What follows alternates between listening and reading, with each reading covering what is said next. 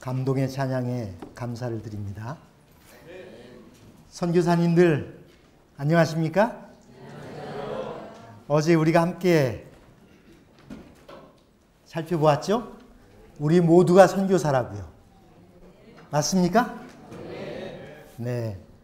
어제 읽으셨던 말씀들입니다. 모든 참된 제자가, 모든 그리스도인이, 큰 구원에 참여한 자들이 모두 그분을 위한 선교사가 되어야 된다. 모든 신자들이 산 선교사, 선교 정신을 갖고 선교적 일을 하는 선교사가 된다면 땅끝까지 복음이 신속히 전파될 것이다. 그리고 곧 예수님 재림하실 것이다. 어제 드렸던 그런 말씀입니다.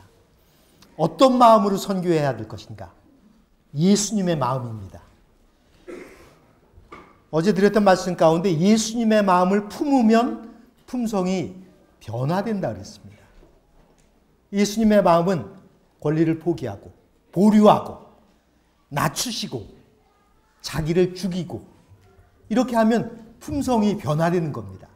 더 중요한 것은 예수님께서 왜 그렇게 하셨는가?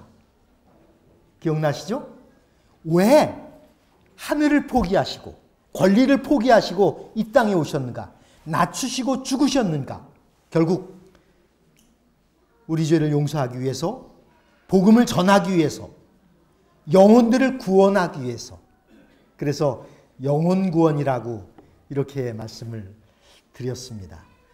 어제 저 드린 말씀 정리하면 우리가 예수님의 재림을 준비해야 됩니다. 저 위에 나오죠? 주의 날이 도적같이 오리니 말씀하시면서 너희가 어떠한 사람이 되어야 마땅하뇨. 재림 준비하라는 이야기예요. 근데 재림 준비하는 것은 우리의 품성이 준비돼야 됩니다. 근데 품성 준비하기 위해서 해야 할 일이 예수님의 마음을 품는 거예요. 우리의 심보, 우리의 성질이 나타난 그 바탕을 바꾸는 것입니다. 그것이 곧 예수님의 마음을 품는 것이에요. 근데 이 예수님의 마음을 품게 되면 예수님의 마음으로 전할 수밖에 없다는 것입니다. 왜냐하면 예수님께서 그 목적을 위해서 이 땅에 오셨고 그 목적을 위해 오신 그 마음이 예수님의 마음이니까. 그래서 전도하면 품성이 변합니다. 인정하십니까? 근데 그 반대도 있어요. 전도하다가 성질 나빠지는 경우도 있어요. 그렇습니까? 있어요. 여기 보니까 예수님께서 제자들에게 야, 전도하러 가자. 어디로요? 사마리아로. 그리고 먼저 보냅니다. 제자들이 거기서 전도했던 것 같아요. 문제는 그들이 받아들이질 않는 겁니다. 왜냐하면 그들은 예루살렘 가야 된다고 하니까. 사실 예루살렘하고 사마리아 성하고는 라이벌이었어요. 근데 그쪽 사람들이 전하니까 안 받아들이는 거예요. 그랬더니 저희가 받아들이지 아니하는지라 제자들이 뭐라 그럽니까? 제자 야고보와 요한이 이를 보고 가르되 주여 우리가 불을 명하여 하늘로 쫓아내려 저희를 멸하라 할까요? 주님, 저 사람들 우리가 그렇게 열심히 전했는데도 안 받아들이니까 하늘에서 불 내려와서 죽이라 그럴까요? 전도하다 보면 이런 마음 들 때 있어요? 막 속 뒤집어 놓을 때 있죠. 그렇게 잘해줬는데 그렇게 열심히 해주고 딱 한 번 교회 가자 그랬는데 안 가요. 그럼 속상해요. 막 얼마나 속이 상하는지. 내가 그렇게 정성을 쏟았는데 부글부글하면서 가인의 마음이 나타나는 겁니다. 제자들의 마음이 되는 거예요. 하나님 이렇게까지 했는데 저 사람들은. 예수님 대답 뭐라 그러셨죠? 제자들이 그럴 때 야고보와 요한이 불 내려달라고 기도할까요? 이럴 때 예수님의 대답. 예수님께서 돌아보시며 꾸짖으시고 아니다. 그거 아니다. 그게 전도하는 거 아니다. 함께 다른 촌으로 가시니라. 꾸짖으셔요. 그런 마음으로 전도해서 전도 안 된다 그 말이에요. 그런 마음 아니다. 필리핀에 선교사 훈련원에 있을 때 이야기입니다. 이 선교사들이 이제 졸업할 때가 돼요.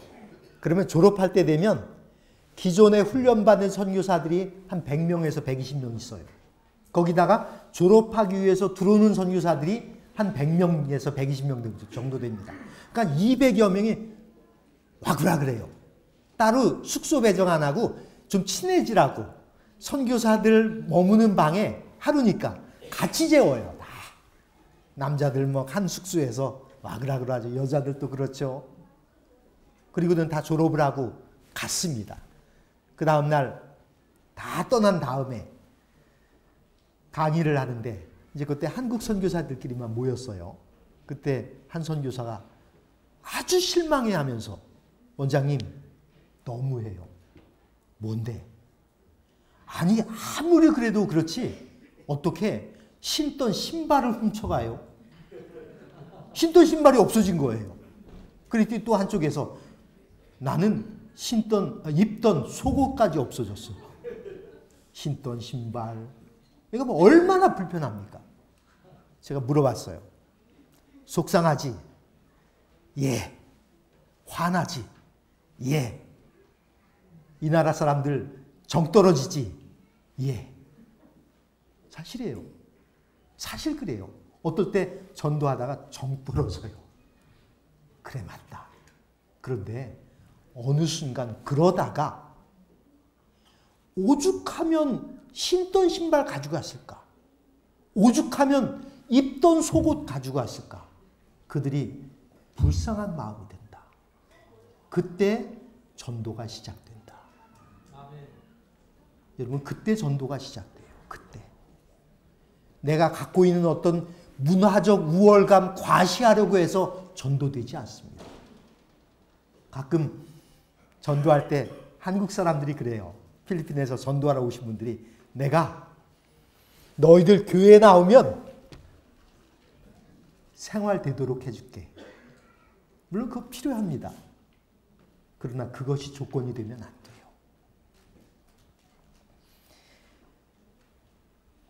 인도가 영국의 식민지였습니다. 드디어 영국의 식민지 기간 동안에 영국 사람들이 그들의 문화와 기독교를 전했어요. 예수님을 전했습니다. 근데 식민지적 전도를 했어요. 비슷합니다. 너희들 교회 나오면 우리가 먹고 살게 해줄게. 신앙 열심히 하면 이러면서 조건적인 선교를 했어요. 그리고 드디어 인도가 독립하게 되죠. 그때 본국으로 떠나는 영국 사람들을 향하여 마하트마 간디가 이렇게 말합니다. 너희가 만든 예수는 가져가고 성경 속의 예수는 놓고 가라. 예수님은 그러지 않으셨어요. 예수님은 제국주의적 선교하지 않으셨어요. 자기들의 우월함을 과시하기 위한 선교 안 했단 말입니다. 정말 예수님은 그 사람들이 불쌍한 거예요. 무리들이. 그렇게 죽어가는 걸 보니까 불쌍한 거예요. 잘 먹고 잘 살면 뭐합니까? 나아만에게 전도했던 어린 소녀 얘기 나오죠? 나아만은 그 당시에 군대 장관이었다고 합니다. 존귀한 자라 그랬어요. 부한 사람이었어요. 군대 장관이고 꽤 능력 있는 사람이었습니다. 그러면 뭐합니까? 문둥병자인데. 평생 문둥병자로 살다가 그렇게 죽을 건데 이 아이가 불쌍한 마음이 들어요. 자기 주인이 불쌍해집니다. 그래서 그 주인의 아내한테 이야기를 하죠. 우리 주인님이 우리 선지자 앞에 있었으면 그가 나을 텐데. 예수님께서 뭐라 그러십니까? 그 당시에 수많은 문둥병자가 있었지만 고침을 받은 사람은 나만 한 사람뿐이다. 누구 때문에요? 그 어린아이 때문에. 불쌍히 여기는 그 마음 때문에. 정말 불쌍한 것입니다. 예수님께서 그러셨어요. 물이 없는, 목자 없는 양처럼 유리하는 모습이 불쌍한 거예요. 우리 주변의 사람들 있죠? 불쌍한 거예요. 그 마음. 안타까운 겁니다. 그때 전도가 돼요. 그때. 우리의 교리적 우월감 이거 아니에요. 정말 예수님을 소개하고 싶은 마음. 하늘나라가 예수님이 기다리는 그곳이 내가 바라는, 내가 그리워하는 그런 마음으로 같이 그리워하고 그런 마음으로 영생 얻기를 간절히 바라는 마음으로 소개하는 거예요. 그게 예수님의 재림을 전하는 것입니다. 질문 하나 드릴게요. 여러분 신앙생활할 때 성경대로 합니까? 성격대로 합니까? 한번 가만히 주변 분들도 보시고 나도 보고 내가 신앙을 성경대로 하나? 성격대로 하나? 어떻게 해야 됩니까? 성경대로요. 전도는요? 전도도 성격대로 합니까? 바다다닥 하다가 안 되면 말고 이렇게 합니까? 성경대로. 예수님의 마음을 갖는 것이 성경대로 하는 것입니다. 그래서 디모데전서 4장 5절에 보면 하나님의 말씀과 기도로 거룩하여짐이라. 여기 한 재미있는 얘기가 있어요. 제가 가는 곳마다 소개를 하는데요. 이 송기론이라는 목사이며 교수인 분이 자기 경험을 이야기를 합니다. 그냥 읽어드릴게요. 나의 아내는 달라도 너무 다르다. 자기와 자기 아내가 다른 거예요. 나는 오른손잡이인데 아내는 왼손잡이다. 그래서 습관에 따라 국그릇을 왼쪽에 갖다 놓는다. 별거 아닌 것 같은데 그 차이가 신경을 건드린다. 그죠? 거기다 나는 종달새형이다. 새벽 시간에 일어나 설친다. 늦잠을 자면 무조건 게으르다고 여긴다. 이런 분들 계시잖아요. 그런데 내 아내는 올빼미형이다. 밤새 부엉부엉 하다가 새벽녘에야 잠이 든다. 도대체 맞는 구석이 없다. 나는 물 한 컵을 마셔도 마신 컵을 즉시 씻어둔다. 누군가가 해야 할 일이고 언제 해도 할 일이며 내가 다시 손을 댈지 모를 일 아닌가? 그런데 내 아내는 그게 안 된다. 찬장에서 쓸 그릇이 없을 때까지 꺼내 쓰다가 한꺼번에 씻고 몸살이 난다. 이런 분도 계시고 이런 분도 계셔요. 실제로. 나는 미리 준비하는 스타일이다. 그런 나와 달리 아내는 떠나야 할 시간에 화장한다고 정신이 없다. 다가가서 보면 참으로 가관이다. 화장품 뚜껑이라는 뚜껑은 다 열어놓고 있다. 나는 그게 참 안 참아진다. 나도 모르게 버럭 화를 낸다. 아니 이렇게 열어두고 외출했다가 집에 돌아오면 향 다 날아가고 뭐 때문에 비싼 돈 주고 화장품을 사. 차라리 맹물을 찍어 바르지. 맹물 확 부어버려. 화나면 이렇게 하잖아요. 나중에는 견디다 못해 성경책까지 들이밀었다. 여보, 예수님이 부활만 하시면 됐지 무엇 때문에 그 바쁜 와중에 세마포와 수건을 개켜놓고 나오셨겠어? 당신같이 정리정돈은 못하는 사람에게 정리정돈이 얼마나 중요한지 말하고 싶으셨던 거야.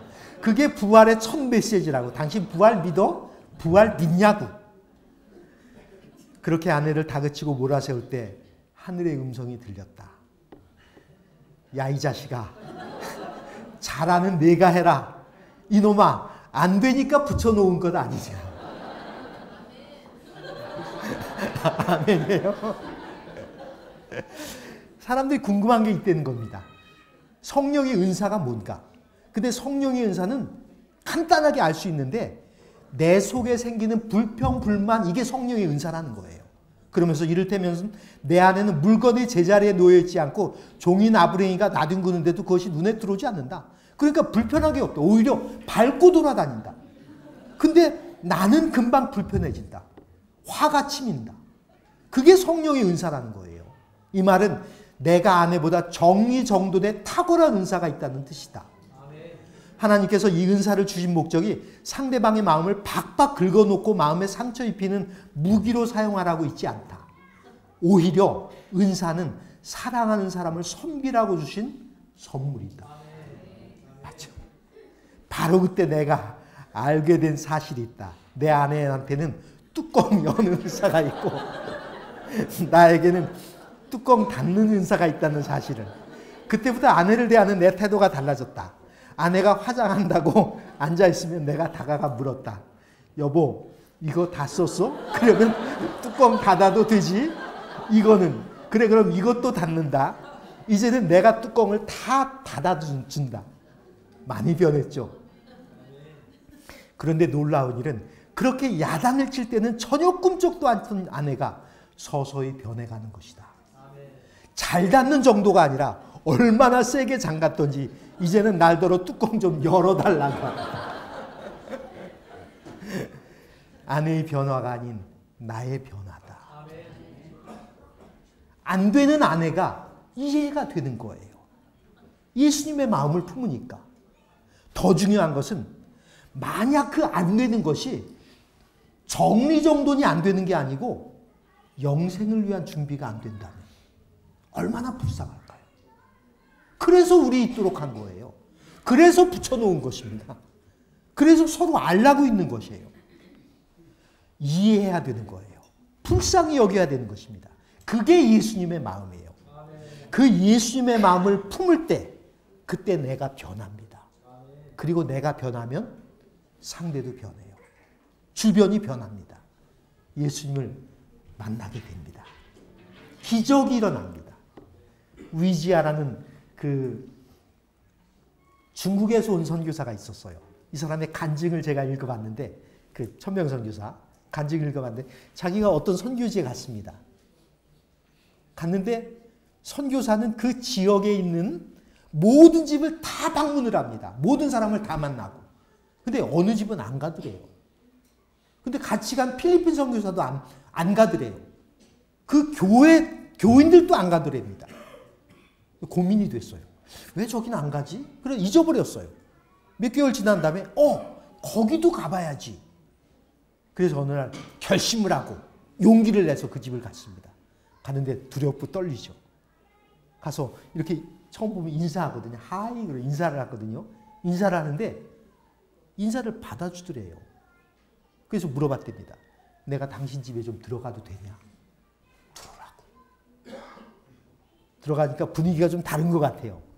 여기서 성경 좀 같이 공부해도 되냐? 같이 공부하자고. 성경을 같이 읽었습니다.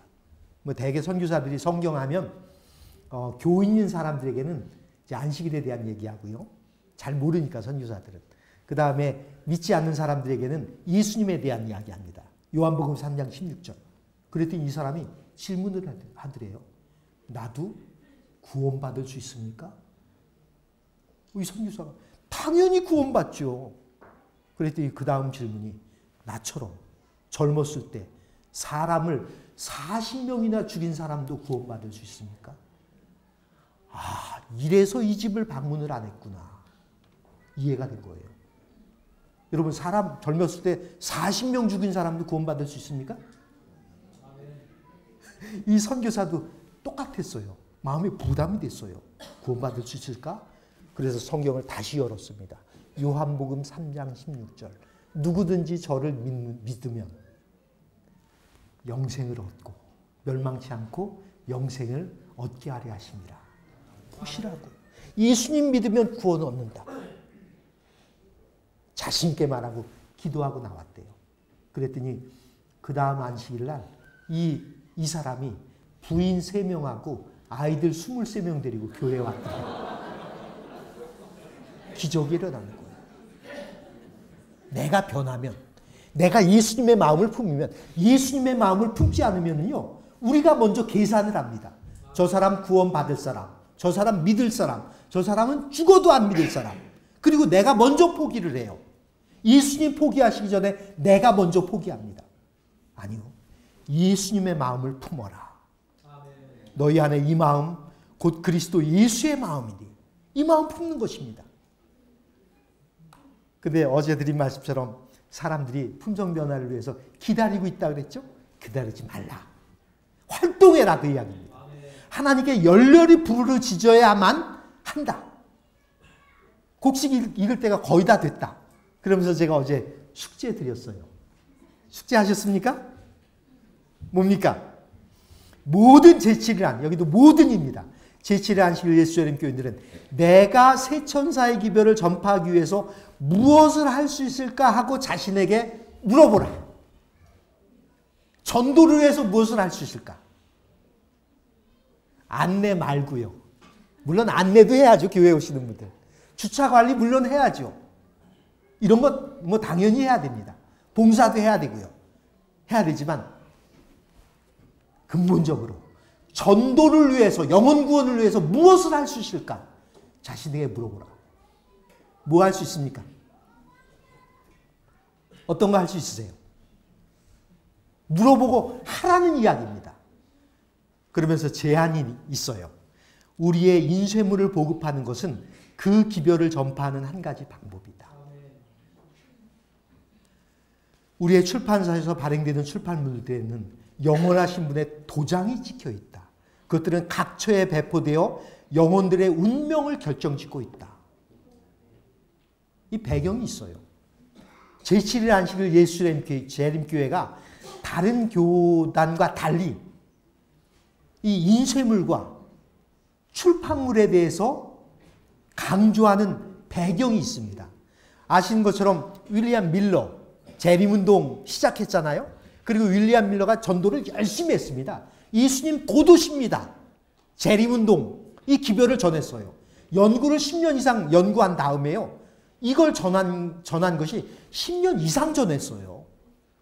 이렇게 전도를 하는데 이 사람의 전도에 어느 날 조슈아 하임스라는, 왼쪽 사진은 젊을 때 사진이고요. 오른쪽 사진은 나이 들어서 사진입니다. 조슈아 하임스라는 크리스찬 커넥션의 목사가 왔습니다. 근데 이 사람이 노예 해방 운동가였어요. 그리고 홍보 전문가였습니다. 지금으로 얘기하면 마케팅 전문가였어요. 이 사람이 이 윌리엄 밀러의 설교를 들었어요.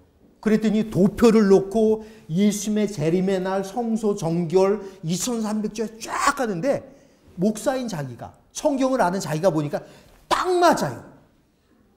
정말 예수님 재림하는 거예요. 깜짝 놀랍니다.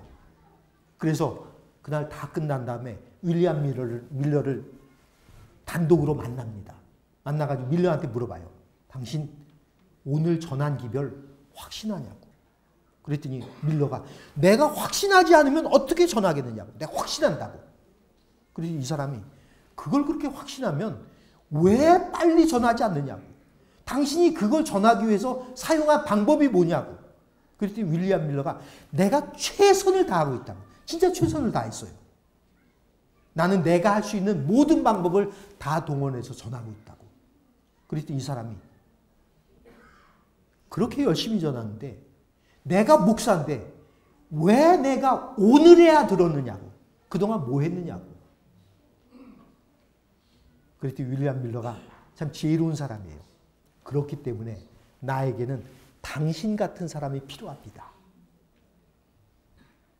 그게 1839년도입니다. 그 전까지 윌리엄 밀러가 오랫동안 복음을 전했는데요. 이 복음이 전도를 하다 보니까 자기가 가는 곳에 한계가 있는 거예요. 한계가. 그래서 1839년 말에 그 조슈아 하임스가 재림운동에 동참합니다. 그리고 바로 시작한 게 이 사람이 서적을 통해, 이 사람이 홍보 전문가니까요. 서적을 통한, 팜플렛을 통한 전도 활동을 시작을 합니다. 그래서 여기 보시면 아시지만 날짜가 나와요.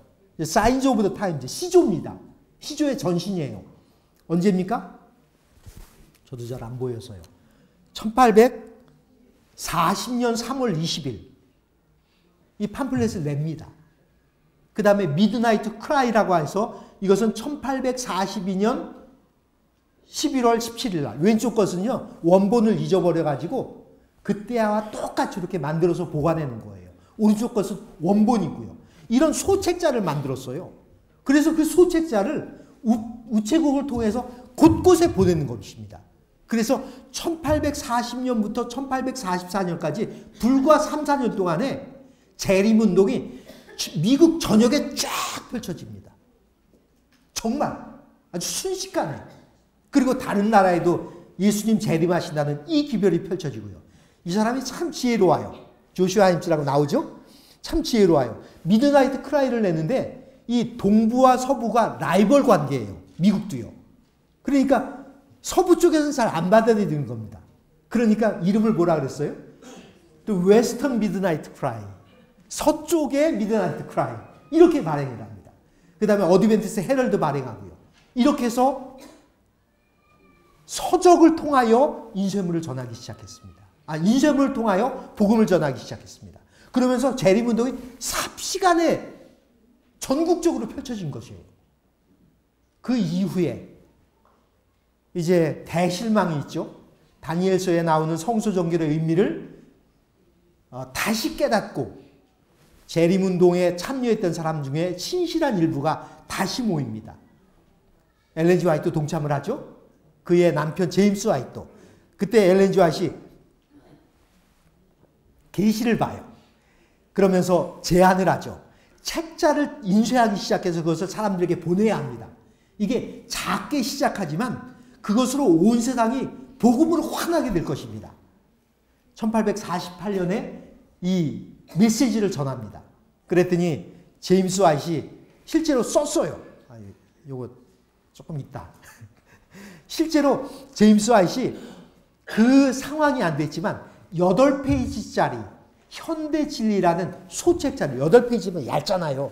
시조는 뭐 40몇 페이지인데 8페이지짜리 현대진리라는 소책자를 이걸 집필을 했어요. 정성 들여서 집필을 하고는 이걸 인쇄를 해야 되는데 인쇄할 돈이 없는 겁니다. 그래서 인쇄소 찾아다녔어요. 외상으로 좀 해달라고. 그랬더니 못 해주겠다는 겁니다. 그러다가 찾다가 찰스 펠톤이라는 믿지 않는 인쇄업자를 만나요. 그러면서 그 사람에게 뭐라고 설명하냐면 내가 이 책자를 보낼 거라고. 우편으로 다 보낼 텐데 이걸 보내면 이 책자 뒤에는 이 기별의 감동을 받고 이 기별을 전하기를 원하는 사람은 이 주소로 헌납을 해주시길 바랍니다. 돈을 보내주시길 바랍니다. 이렇게 쓰면 그 사람들이 그 돈을 보낼 거라고. 그러면 그거 가지고 갚을 때니까 외상으로 좀 해달라고. 그래서 찰스 펠톤이라는 사람이 그걸 받아들입니다. 이 와이프니 이 얘기 했거든요. 그래서 그 인쇄한 그 인쇄소입니다. 찰스 펠톤의 인쇄소. 지금은 이제 바뀌었지만요. 그 당시에 인쇄한 인쇄기예요. 수동식이었다 그럽니다.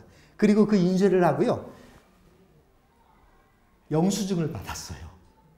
64불. 1000부 인쇄했습니다. 1000부. 8페이지짜리. 이 돈 갚았을까요? 못 갚았을까요? 당연히 갚았죠. 그죠? 이 인쇄물을 만든 다음에 그걸 엘렌 G 화이트와 그 가족이 살던 집으로 갖고 옵니다. 1000부를. 8페이지짜리 1000부니까 얼마 안 돼요. 그걸 가지고 와서 그걸 놓고 같이 기도합니다.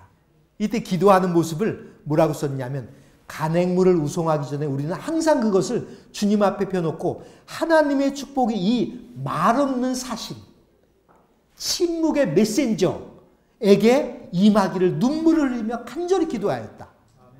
제1호를 발송한 지 얼마 지나지 않아 우리는 간행물을 계속 발행할 수 있는 돈이 든 편지들과 많은 영혼들이 진리를 받아들이게 되었다는 좋은 소식을 받게 되었다. 갚았어요. 그리고 그 다음에 인쇄할 것들 받았습니다. 그래서 그 이후로 지금 시조사도요. 그걸 발송하기 전에 같이 기도합니다. 이 말없는 사신이, 말없는 침묵의 그 책이, 이 서적이 가서 복음의 사신이 되라라고 기도를 합니다.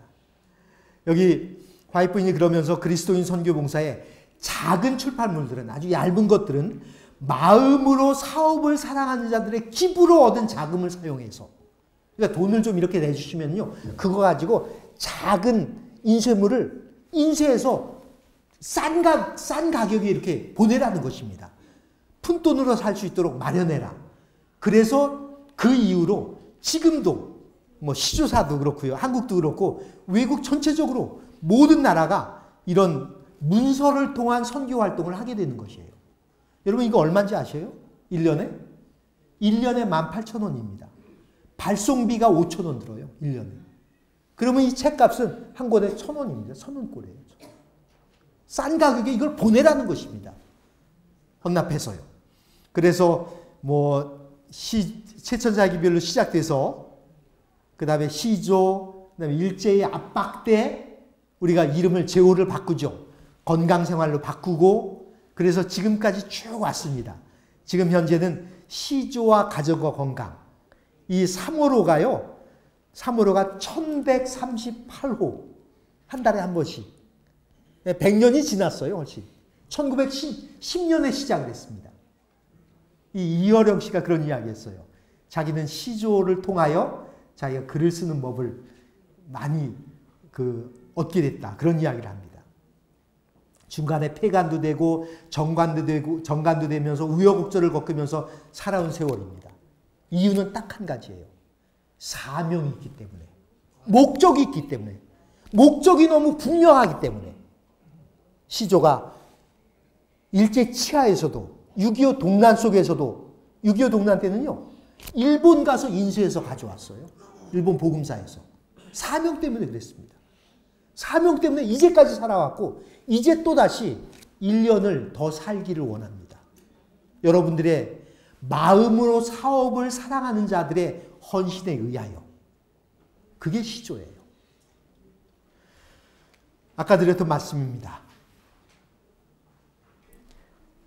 모든 제칠의 안식일 예수의 교리들 인쇄물을 보급하는 것이 그 기별을 전하는 한 가지 방법이다. 그렇게 이야기를 하는 것입니다. 뭐래도 좋아요. 복음을 전하기 위해서. 뭐라도 해야 됩니다. 무엇이라도 해야 돼요. 여기 이야기하기를 그리스도께서는 당신의 종들에게 자기 소유, 곧 당신을 위하여 사용해야 할 것들을 맡겨주신다. 자기 소유. 하나님의 소유입니다. 그걸 우리에게 맡겨주셨어요. 그러면서 그분은 각각 사무를 맡기신다. 소유도 맡기고 사무도 맡기고. 그 사무는 뭐냐면 각 사람은 하늘의 영원한 경륜 속에서 각자가 차지할 자리를 갖고 있다. 각 사람은 영혼구원 사업을 위해서 그리스도와 협력해서 일해야 된다. 그러니까 하나님께서요. 세 가지를 맡겨주셨는데 첫 번째는 하나님의 소유를 우리에게 맡겨주셨어요. 두 번째는 하나님의 사무, 영혼구원 사업을 맡겨주셨습니다. 우리 사명이에요. 세 번째는 하늘나라를 위한 우리의 자리. 이것을 확보해 두셨단 말입니다. 여기 말씀하시죠. 하늘집이 우리를 위하여 준비되어 있음이 확실한 것처럼. 확실합니까? 하늘집 준비되어 있는 거 확실해요? 그것이 확실한 것처럼 이 세상에서 우리가 하나님을 위해 일할 특별한 자리가 정해져 있다는 사실도 확실하다. 그래서 그 일을 하자 이거예요. 선교사니까 선교적 일을 하자. 정 안 되면 뭐 다른 거 다 하시고요. 시조도 이 시조와 가정과 건강을 보내는 것도 중요한 일이라는 것입니다.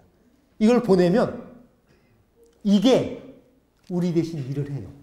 아까 우리 장로님 말씀하셨던 그 박태선 장로님이라는 분, 그분이 그렇게 이야기합니다. 그 사람은 내가 바빠서 방문을 못하는데 이 시조와 가정과 건강이 각 집을 한다는 사실이 나를 흥분케 한다. 이렇게 표현을 해요. 매달 그것도 매달 잊어버리지 않고 매달.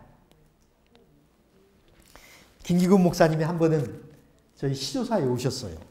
오셔서 말씀을 하시면서 어떤 학생이 목사님한테 오시더래요.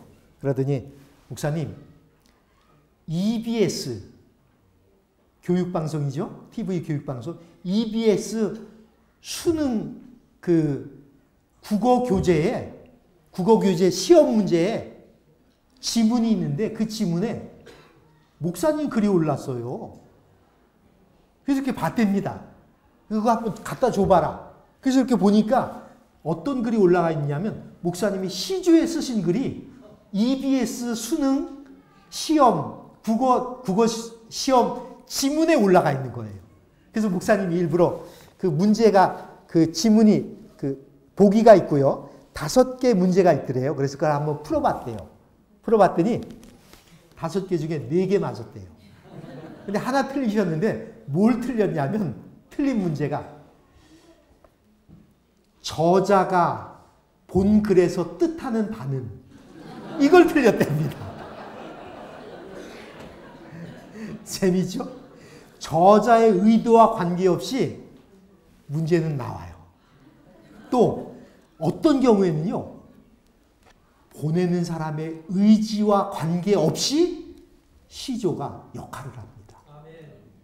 뭐 어떤 분이 이걸 누구에게 보냈는지 모르겠어요. 그분이 이걸 쭉 보다가 거기에 내용이 괜찮으니까 거기다 실었을 거 아닙니까? 의지와 의도와 관계없는 것이에요. 그럼에도 불구하고 역사가 이루어진단 말입니다. 일을 한단 말이에요. 어떤 분들이 그런 이야기예요.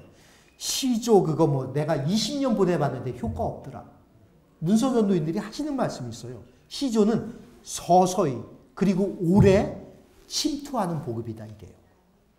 여기 여러분들에게 혹시 받으셨는지 모르겠어요. 이런 책자요. 뭐 숫자가 많지 않아 가지고 여기 보면 한 사람이 나오는데요. 이 사람은 30년 동안 시조를 받았대요.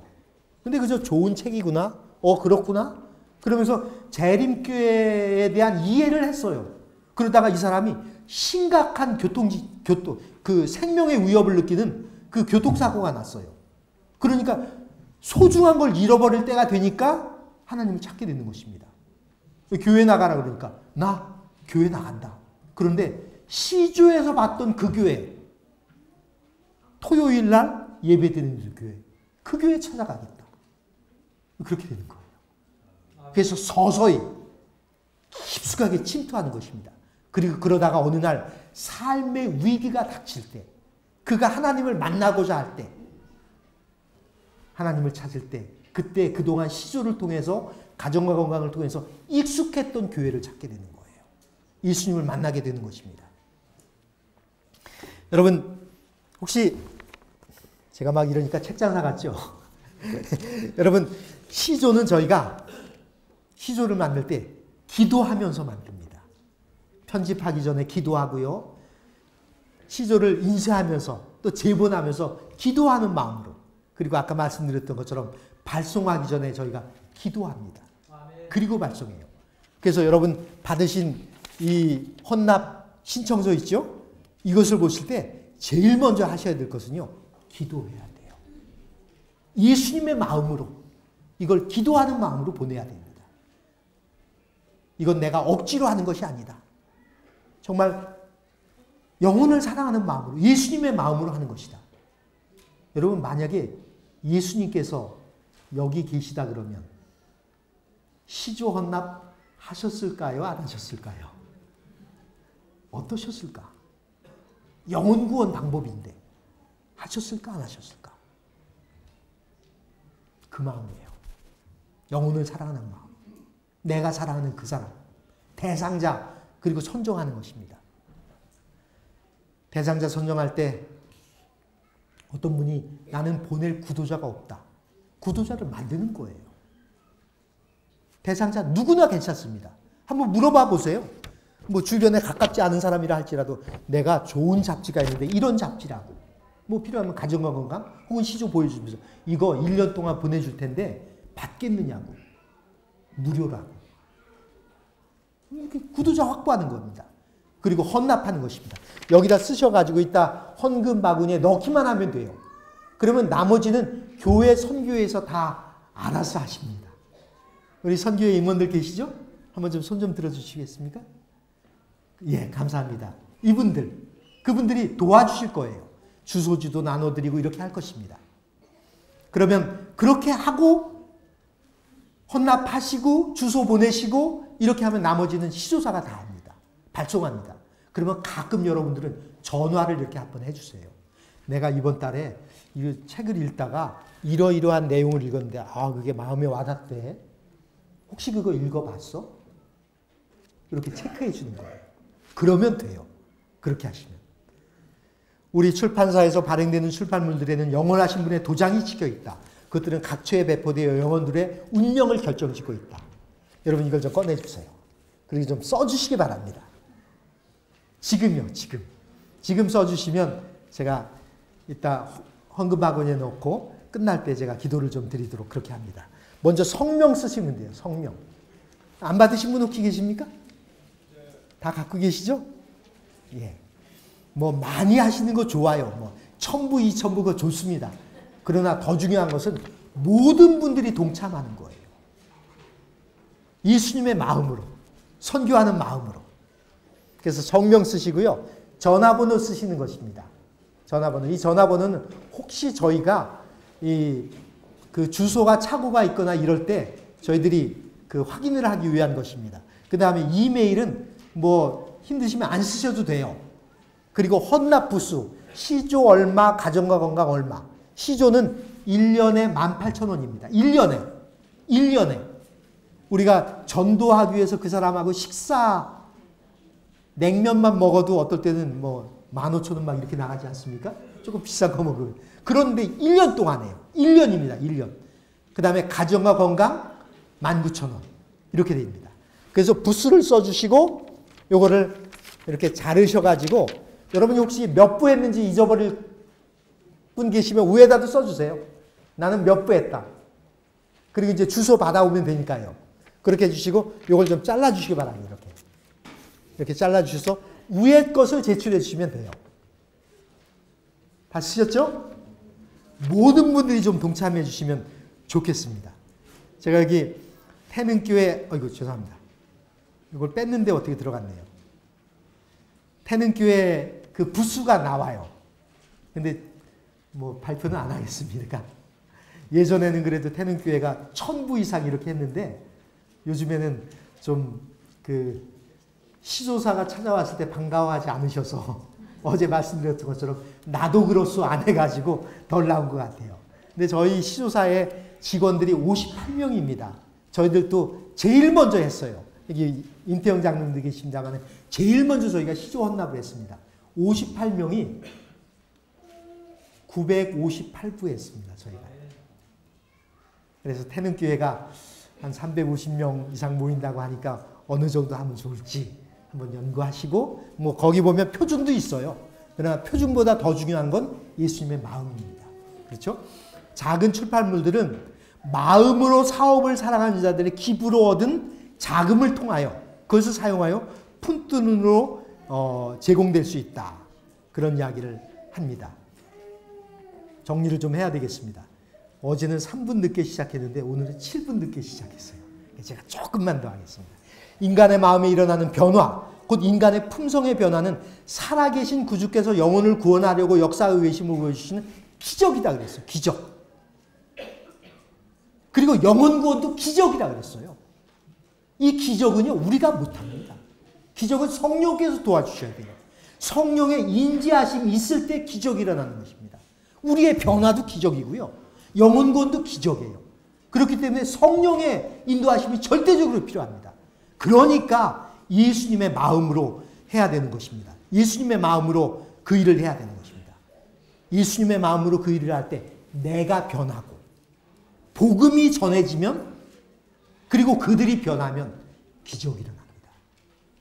그게 예수님의 마음이에요. 정리하면서 제가 마무리 이야기하고 마치겠습니다. 여기 그대가 어디에 있든지 그대는 즉시 그 사업을 시작할 수 있다. 기회는 각 사람에게 와 있다. 즉시 하라 그랬습니다. 그대가 책임져야 할 일, 그대의 가정이나 이웃에서 해야 할 일을 착수하라. 다른 사람이 그대에게 하라고 독촉할 때까지 기다리지 말라. 그렇게 기다리지 말고요. 억지로 하지 말고요. 즐거이 즉시 착수하라. 예수님의 마음으로. 여기 한 이야기하고 마칠게요. 그 마케팅 기법 가운데 펭귄 효과라는 것이 있다 그럽니다. 펭귄 효과. 펭귄 이펙트. 이 펭귄 효과는 뭐냐면 백화점에 가면 이 사람들이 서로 눈치 보잖아요. 저 물건 살까 말까 하다가 어떤 사람들이 딱 사면 너도 나도 몰려 들어가지고 싼 줄 알고 바로 동나는 그런 효과를 마케팅 효과라고 펭귄 효과라고 그럽니다. 근데 이 펭귄들이 극지방에 살잖아요. 남극. 극지방에 사는데 이 펭귄들이 얼음 위에는 먹을 게 없으니까 얼음 가장자리 끝부분에 거기서 옹기종기 모여 있대요. 얼음 위에는 먹을 게 없으니까. 먹을 것은 바닷속에 들어가야 되거든요. 근데 들어가려니 죽을까 두려운 거예요. 먹혀 죽을까. 가만히 있자니 굶어 죽을까 봐 두렵고. 이러면서 여기에 서로 옹기종기 모여 있다가 어떤 한 펭귄이 뛰어 들어가면 너도 나도 같이 뛰어들어가 가지고 같이 사는, 그게 펭귄 사회의 생존 방법이랍니다. 근데 재밌는 게요, 첫 번째 뛰어들어가는 펭귄이 지도자이거나 특별히 용기가 있는 펭귄이 아니랍니다. 다른 펭귄에게 밀려서 아니면 이 얼음에 미끄러져서 떨어진답니다. 떨어지면 그 펭귄이 뛰어들어가니까 다른 펭귄도 같이 뛰어들어가는 거예요. 밀려서 혹은 미끄러져서. 여러분, 옆 사람이 밀 때까지 기다리지 말란 말이에요. 시조해하고 옆구리 쿡쿡 찔릴 때까지 기다리지 말란 말입니다. 선교는 예수님의 마음에 감동받은 사람, 예수님의 마음을 품은 사람, 이 땅에 영혼을 구원하기 위해서 오셔서 돌아가신 그분의 마음을 가진 자가 하나님을 사랑하는 마음으로 하는 것이 선교입니다. 시조도 마찬가지예요. 시조가 헌납도 마찬가지입니다.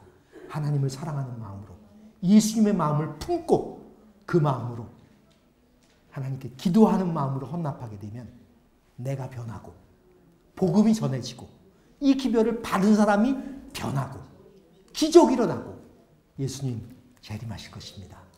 시조를 통하여 또 다른 선교의 경험을 갖게 되기를 바라면서 말씀을 드립니다.